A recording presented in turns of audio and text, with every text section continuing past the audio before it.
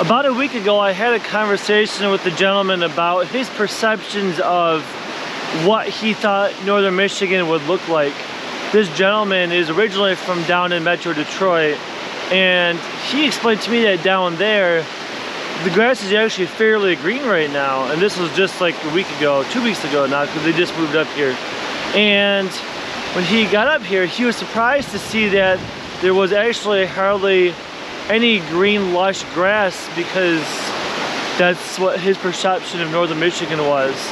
So naturally, me being the overthinker that I am, thought about this, and his observation was actually spot on, because with my experience growing up in northern Michigan, I've been here for almost 40 years, it's actually not been that dry up here. It's actually been fairly more regular, predictable rain, which got me thinking about climate change, of course, and all that touchy stuff. Some people believe it's real, some don't, but I can tell you from my own observations that the climate up here in regards to precipitation is definitely different than it has been 20, 30 years ago. And I'm out here today because it's actually going to rain, and it's actually lightly raining now. So I'm out here with my camera to kind of document what I'm calling climate change photography, just to get some cool pictures of those clouds. And of course, documenting any sort of climate like this or anything out in the natural world is part of natural history photography. And to do that today, I have my Kodak Z-981 replete with battery grip and my little custom extension tube on the front of the lens barrel to help with some of the rain, because when this thing extends, if this wasn't on here, it would be extending past the main lens barrel and susceptible to getting raindrops all over it. The focus of my composition at this location is the line right above the horizon of the trees. There's that really pretty gradation. Oh, my boots are about to get wet. I should have brought my waterproof boots. The waves are coming in, but my composition is gonna kind of emphasize that lighter portion right above the tree line. And I'm gonna be using spot metering to really get an exposure in that brightest area. F2.8 ISO 100 spot metering, and whatever aperture priority decides my shutter speed.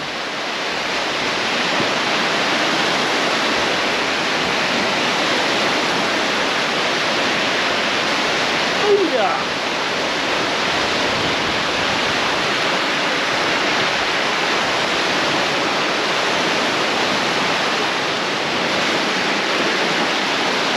And before I head up back to the car, I'm gonna get another shot right in here of these rocks.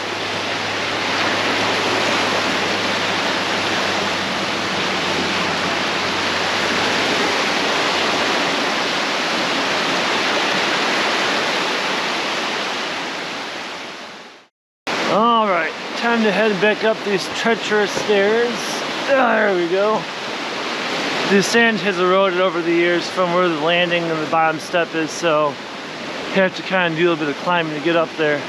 But I think I'm gonna get back into the car here, and I might head over to one more spot to maybe try to grab a shot over at Cedar Lake, just a couple miles down the road. Well, the rain definitely is coming in, and it's good because it's been a while, and there's been so many, well, so many comparatively, wildfires in this area, meaning Michigan and up in Canada. And in my opinion, I think a lot of it is from this change in climate, from this lack of precipitation that we've been experiencing. So I'm pretty stoked on this rain too. Alright, I'm over at Cedar Lake off of Cherry Bend Road, and the composition is in front of me here, but I think I'm gonna pass today. It's hard to frame here without getting elements of boat docks and like a floating dock platform right over there. I'm not too interested in that, so I'm going to pass on this, but I'm going to head to the greenhouse at home, and there's a couple of things I want to show you.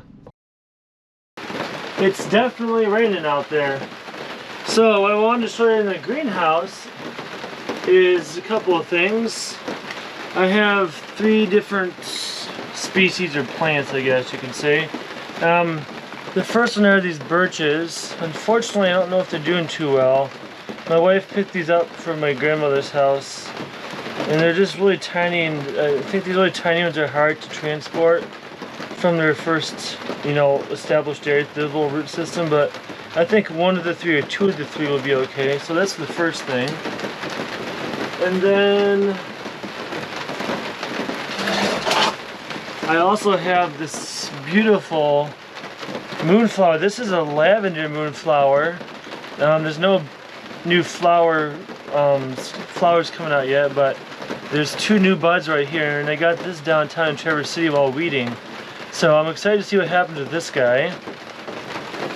And the third thing I want to show you is this beautiful maple tree that was on the side of our house. This is a hefty little fella. And this maple has quite an extensive root system. I think it was actually cut once, but for some reason it decided to come back. So I decided to pot this in a reasonably sized pot with some nice mix of soils. And the hope with these three plants is to use them to have an opportunity for some natural history photography. You don't always have to go out into the field, I don't think, to get great pictures of subjects.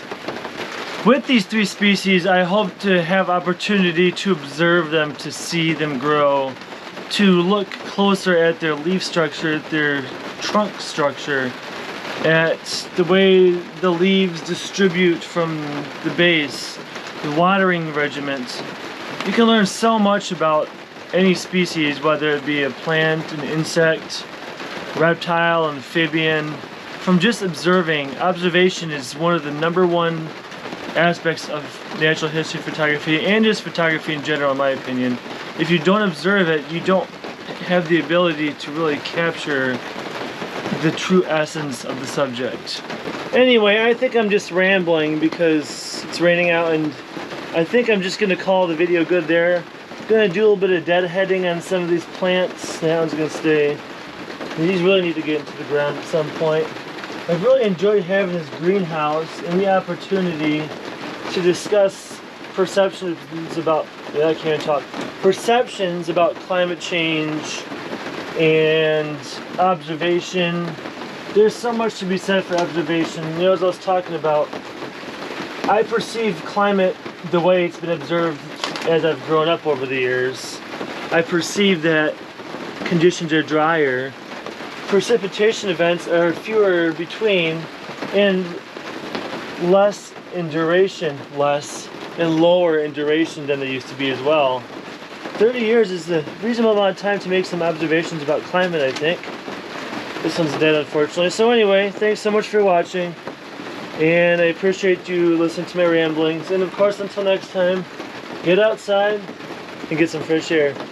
Adios, amigos.